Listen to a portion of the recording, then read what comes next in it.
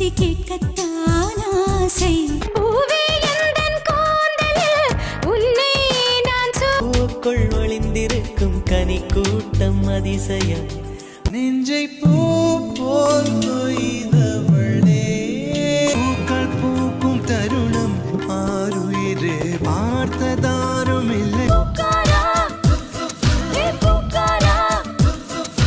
பூக்களே சற்று ஓய்வெடுங்கள். பூவாசம் புறப்படும் பெண்ணே நான் பூ வரைந்தார்.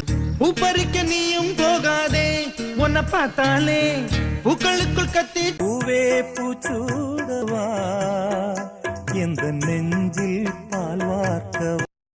பூப்போ சிரிக்கும் போது காற்றாய் பறந்து